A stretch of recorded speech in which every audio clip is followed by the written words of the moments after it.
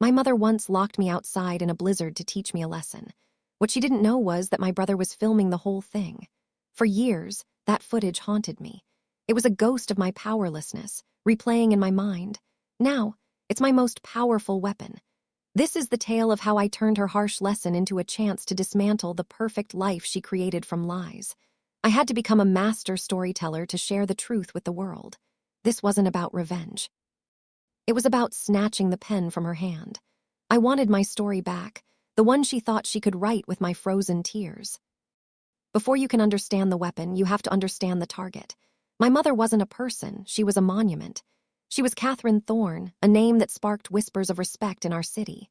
To donors, politicians, and news anchors, she was the founder of the Hope's Hearth Foundation. This charity helps vulnerable families. Her brand was compassion. Her product was salvation. She built an empire on the currency of pity, and she was very, very rich. I grew up in the shadow of this monument, a reluctant actor in the grand play of her goodness. Our home was less a house and more a stage. Someone fluffed every cushion, every surface shone. They were ready for a magazine photo shoot. The air itself felt curated, smelling of lemon polish and unspoken rules. We were the Thorne family, living proof of her success. My father, now quiet and tired, stood beside her. His smile was as polished and empty as our dining room table. My older brother, Daniel, was the golden boy.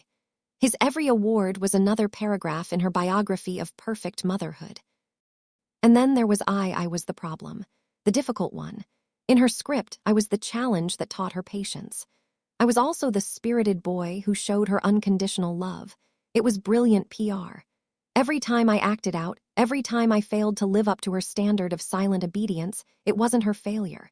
It was a chance for her to show her grace. She'd share sweet stories about my latest blunders at luncheons with friends.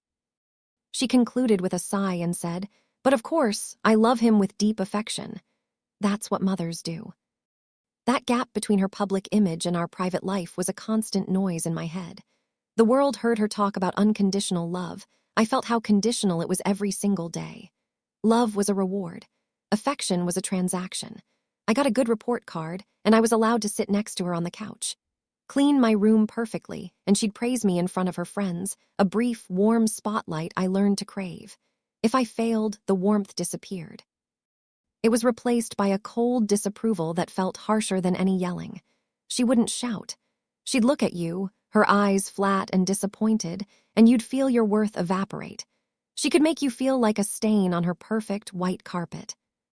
I remember I was about 10 and I'd spilled juice on a new rug. Her friends were coming for a charity meeting in an hour. She didn't raise her voice. She knelt, looked at me with this profound weariness and said, "See, this is what you do. You create problems that I have to solve."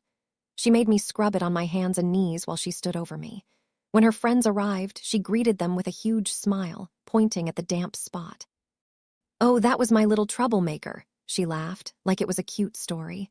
"He's such a handful, but he has a heart of gold." I stood in the doorway, my knees raw, watching her perform. That was her magic, taking private humiliation and spinning it into public virtue. My brother, Daniel, was her greatest accomplice, even if he didn't always know it. He was 2 years older and learned the rules of the game way before I did. He was smart, athletic, and followed instructions. He understood the only way to get Mom's approval was to cause no trouble. He was her proof. "My Daniel is going to Yale," she'd announce, and everyone heard because she was a good mother. He played his part perfectly, and his reward was a life free from her cold shoulder. He saw what happened to me, the little cruelties, the mind games, but he also saw the perks of staying quiet. So he looked away. His silence was the price for his comfort, and he paid it without complaint. He lived in the warmth of her fake sun, while she left me shivering in the shadows she cast. The day that would eventually become the key to her downfall happened when I was 8. It was late January, the kind of deep, biting winter that feels personal. A blizzard had buried the city in a thick blanket of white. They canceled school. The world outside our perfect windows was a swirling vortex of snow. My crime that day was trivial. My mother had a collection of delicate glass animals on a low shelf, for display only. I knew the rule, but I was a bored kid cooped up inside. I picked one up, a small glass fawn, and in my clumsy 8-year-old way, I dropped it. It didn't shatter. The head snapped off clean. It rolled right under the sofa. I realized immediately how serious this was. It wasn't about the money. It was about breaking her rule. I had touched the untouchable. When she saw it, her face wasn't angry. It was something far worse, cold, clinical, like a scientist looking at a problem that needed a firm solution. "You don't listen," she said, her voice calm in a way that instilled fear. "You need to learn that actions have consequences, real consequences." She grabbed my arm. Her grip was like steel. She didn't march me to my room. She marched me to the back door that led out to the patio. The wind was howling. I was in a long-sleeved t-shirt and sweatpants. No coat, no boots, not even socks. "Mom, no," I begged, the shock finally giving way to fear. "I'm sorry, I'm so sorry." "Sorry isn't a consequence," she said in a tone that lacked emotion. "This is." She opened the door and pushed me outside. The cold hit me like a punch. It stole the air from my lungs and wrapped itself around my skin like icy needles. The wind shoved me, screaming in my ears. The snow wasn't soft, it was sharp, and it soaked through my pants with a suddenness that bit at my ankles. I spun around and pounded on the glass door. "Mom, please, let me in, it's cold." I could see her through the glass. She was standing there, arms crossed, her expression unchanged, watching me, observing me, an experiment. Then my heart sank even further. My brother, Daniel, appeared at her side. He was 10. He wasn't looking at me with horror. He was holding our family's heavy old camcorder, the one for birthdays. He raised it and pointed it right at me. The little red light was on. He was filming me. That betrayal was a new kind of cold. It was my mother's cruelty that broke me, but my brother's complicity contributed to my pain. He was documenting my suffering for her. I could hear her muffled voice through the glass. "Film this, Daniel. He needs to see this later. He needs to remember what weakness looks like." I don't know how long I was out there. Time dissolved into shivering and terror. I remember the pain starting in my bare feet, a sharp burn that slowly turned into a terrifying numbness. I stopped pounding on the door. I stood there, shaking so hard my tears froze on my cheeks. I looked at the camera lens. It felt like an unblinking eye, capturing my embarrassment for everyone to see. I wasn't a son or a brother anymore. I was a lesson. I was content. When she finally opened the door, I stumbled inside, my body a block of ice. She didn't wrap me in a blanket. She didn't say a word of comfort. She steered me into the living room and made me stand on a towel, dripping and shivering. Daniel put the camera on the coffee table. He wouldn't look at me. My mother picked up the broken pieces of the glass fan. "Now," she said, her voice still holding that terrifying calm. "Do you understand? Some things are fragile. Some things, once broken, remain unfixable, and you have to feel some lessons." She never mentioned it again, but the footage existed. The tape sat in a box in the attic, a silent witness. For years, the memory of that day was my deepest shame. The thought of my brother documenting my pain gave me nightmares. I didn't know it then, but she hadn't taught me about obedience. She had handed me a weapon. She made the tool that would lead to her downfall. It sat in a cardboard box, waiting for the day I was strong enough to use it.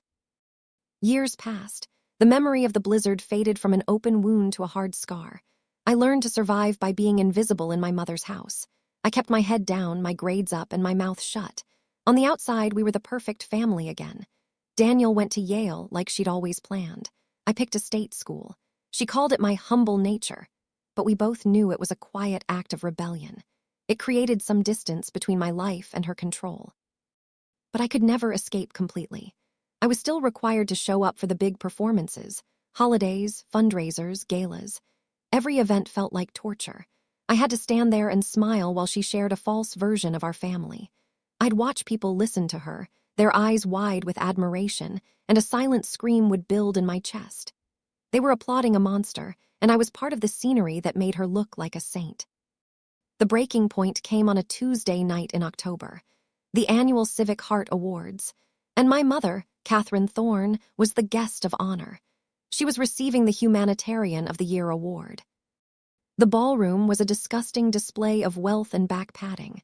I sat at the main family table, squeezed between my quiet dad and my brother, who was back for the event.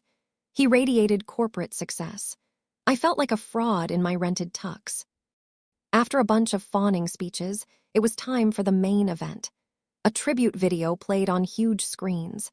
It was a montage of my mother visiting shelters, hugging kids, and cutting ribbons. Her smooth voice narrated her journey. She talked about compassion and about seeing the humanity in everyone. Then came the line that lit the fuse.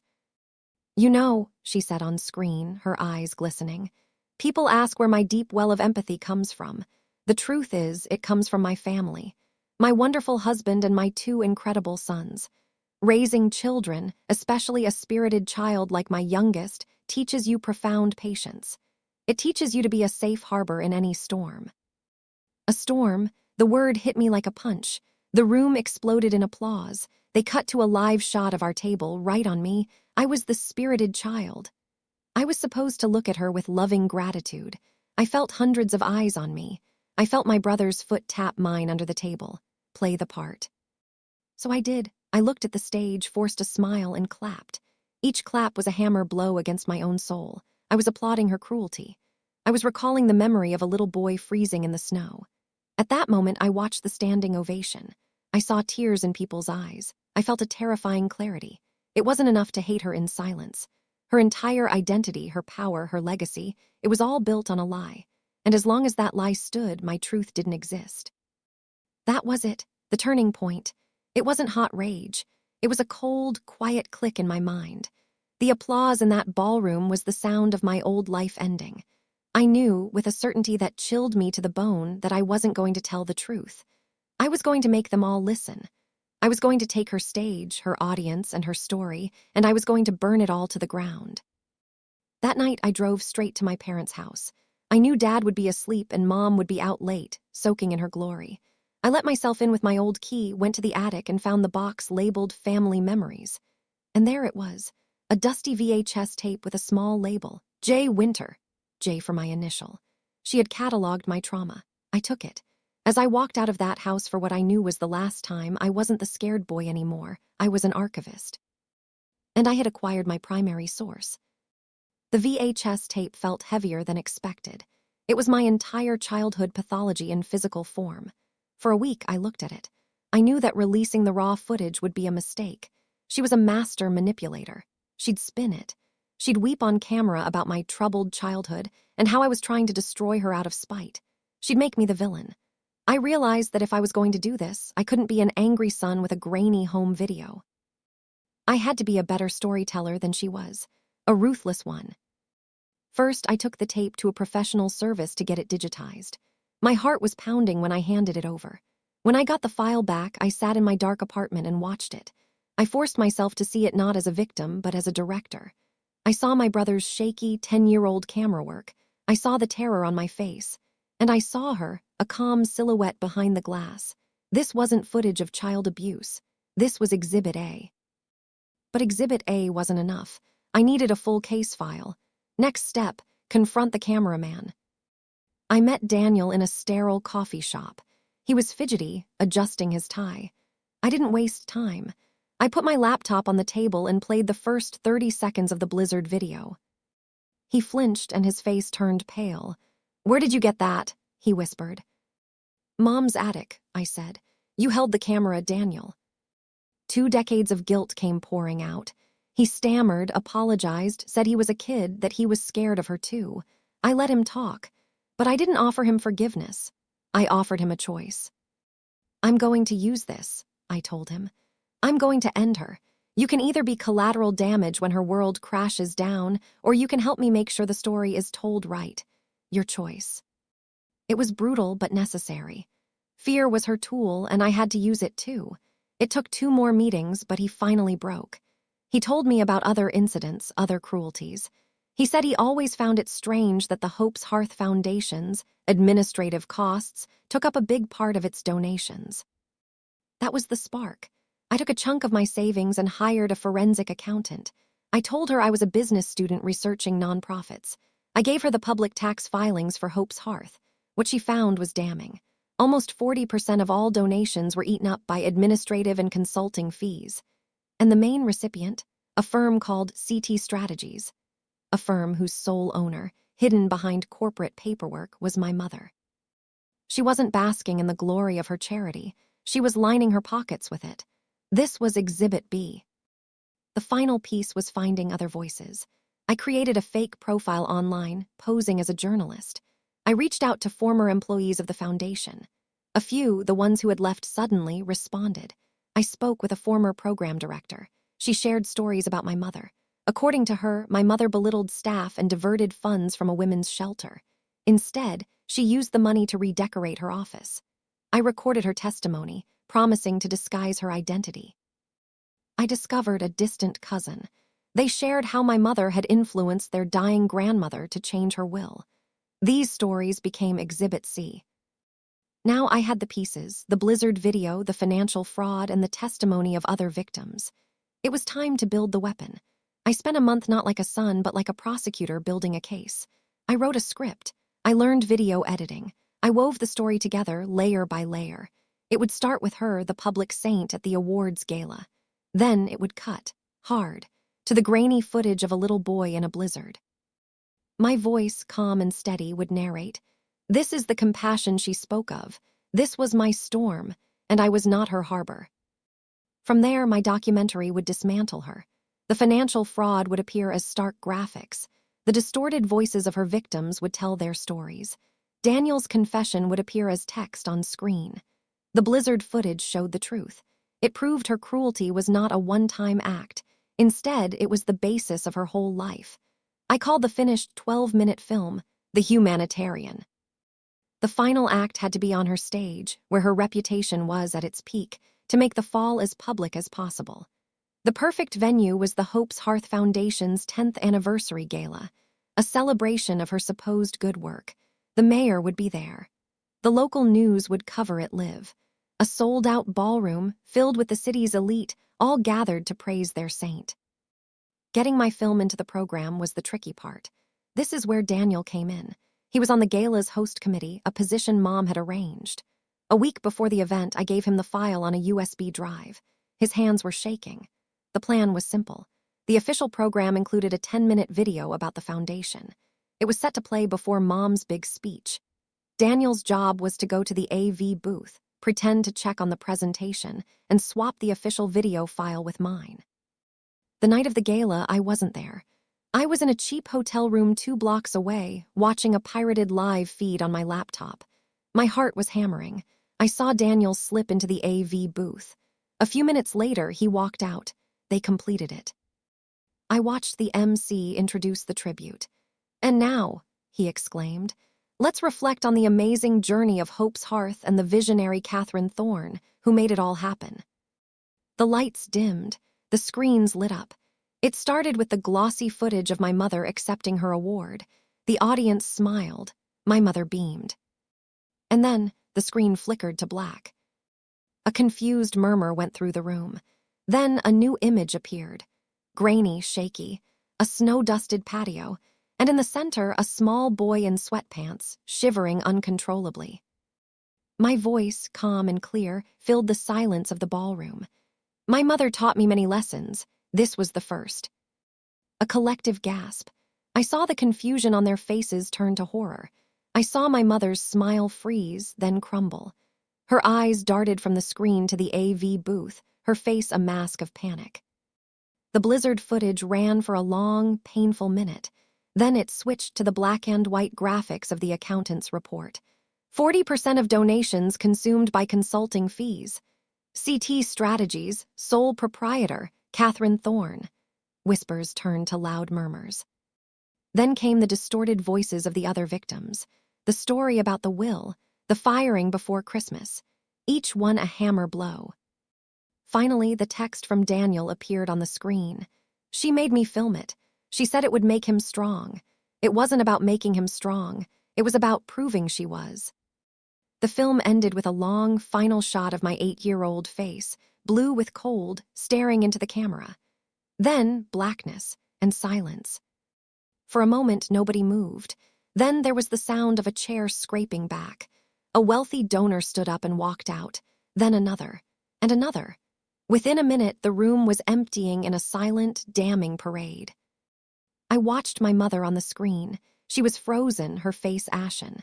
The beloved humanitarian had vanished, replaced by a shrunken, exposed woman. She looked at my father, who stared at his plate. She looked for Daniel, but he was gone. She was utterly alone, stranded on the stage she had built as the ruins of her life collapsed around her. I closed my laptop. The premiere was over.